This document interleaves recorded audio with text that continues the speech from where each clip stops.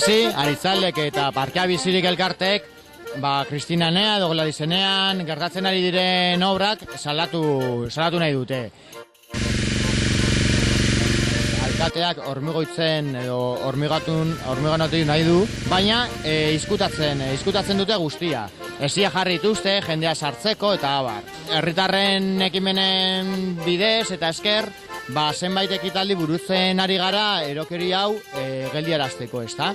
Alkateak oso lotura sendoa ditu enpresa konstruktorekin, zirkulo biziatu bada.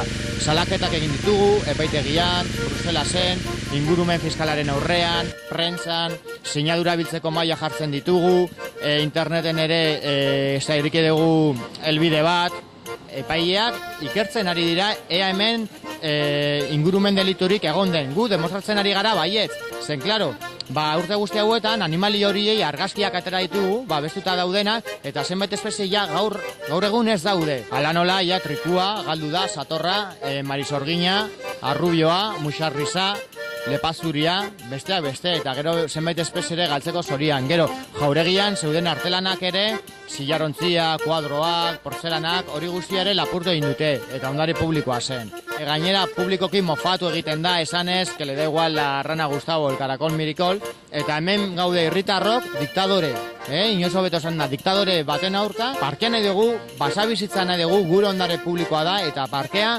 gizateriarena da, eta ez udaletxe edo alkate, eta are gutxiago diktadore edo ero batena. Hori ezin da. Azar nahi dugu, obra geldiarazi, hormigoiak kendu, eta fauna berreskuratzeko edo iraungi diren espezia berreskuratzeko plangintzak. Eskatu egiten diagu hiritar guztiei, ostiral guztietan, arratsaldeko 7etan, parkeko sarrera nagusian biltzeko konzentrazioa.